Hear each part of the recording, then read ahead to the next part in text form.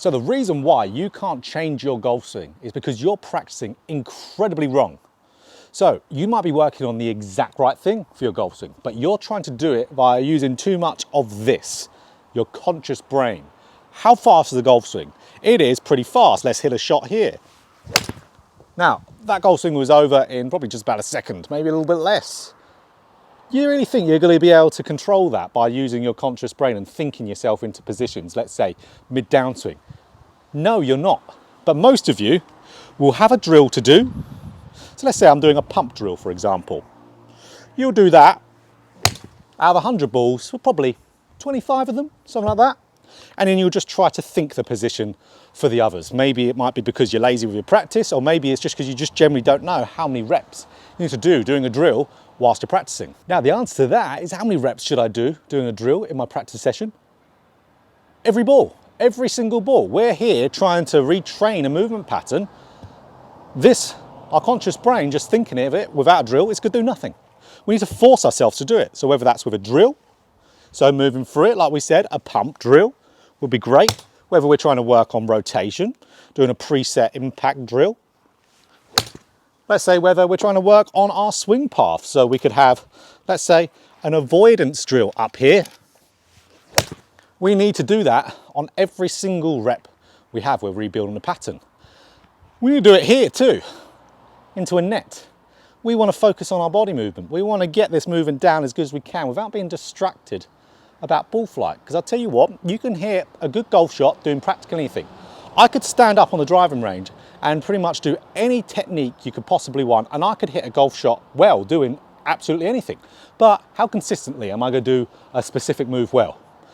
Not that often. If it's like, let's say, I don't know, hanging back the weight, for example. I could hit a few good ones, but it won't be consistent. My bad shots will be really bad. So ball flight can certainly trick us. We could have a good timing day. You might think you're trying to grind in on your swing movements. You might think, oh, it's really going well today because that ball flight's looking really good. I'm hitting the ball great. You're doing your same mistake. You're just timing it well on the day. That's why we need to get yourself to where you are locking in what you're working on, something that's forcing you to do it, like here with an alignment stick drill for your swing path, rotation, preset rotation, just like that. We need to force ourselves to do it. So, okay, you might be thinking, all right, I'll do every single ball doing my drill next practice session. Still not enough. You need to now, in between every single shot, do minimum of 3, but ideally 5 exaggerated practice swings of your movement you want in between every single ball. Every single ball. So this is where your practice sessions can get quite elongated, but also when you're practicing this way, you don't need to hit 100 balls. You can hit 50 and have way better reps for every single 50.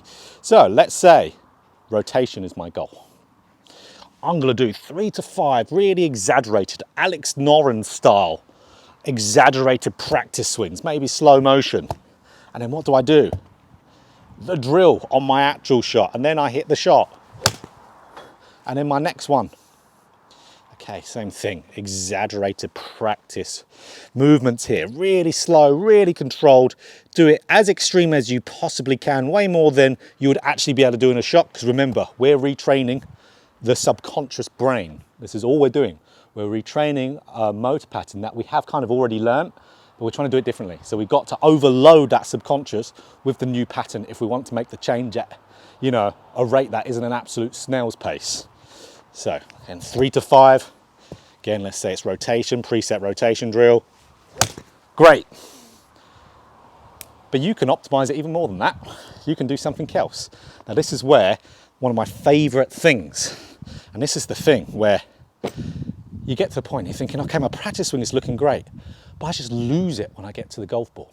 There's 2 reasons why that is. One, you haven't done it in long enough. You need to do it longer. When I have most of my students say that, I say the same thing pretty much to everyone. Do it more. More of it, it will get into your golf swing over time.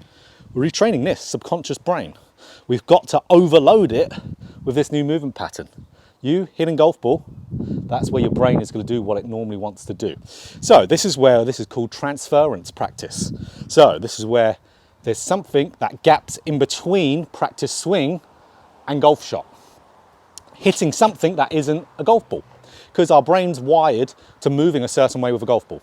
So if we can still hit something where we've got an impact, your brain is going to be somewhat in between practice swing and golf ball. So then you can get better reps when you are hitting the golf ball. So, exaggerated practice swings. So again, I'm trying to get as open as I can, 3 to 5. And then, let's say I've got an impact bag. Could be an impact bag, an old cushion that you don't care destroying, a head cover, hitting something that has a little bit of resistance to it. So that's where an impact bag is a great thing. So okay, I want to do, 3 to 5 reps of doing some exaggerated rotational swings, hitting an impact bag. So I would ideally do 5. This is how I'm practicing at the moment. Here won't be a tremendous amount of practice, but how I'm practicing, I know I'm going to get my swing change into my swing fairly fast. And then, okay, hit a ball. Remember, doing the drill every shot. So, once you're doing that, practice swings, exaggerate it as much as you can. Don't be afraid to over-exaggerate. You're never going to hit the ball in that over-exaggerated manner, especially short term. Maybe if you do this process for 3 years straight, you might. So that's not going to happen, of course. So do a lot of that. Do a lot of transference practice, hitting something that has some mass, some weight, some resistance to it to get yourself bridging between practice swing and golf ball. That's how you do it. Time and transference practice, how you get your practice swing into the ball. And then hit the ball, every single one, doing the drill. See, maybe you can hit, let's say when you've been working on that movement for about a week, start to do some normal swings every now and again. So start to do some shots. It's like for me right now, I'm working on really turning my chest as much as I can in the downswing, leaving hands and arms up, just turning that chest.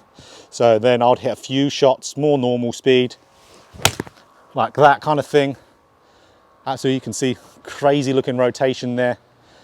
But I've only just got to that. I haven't been doing that for the last couple of weeks. Still feels a bit odd. Still doesn't quite feel right. So I'm going to do more of the process we just talked about. So important.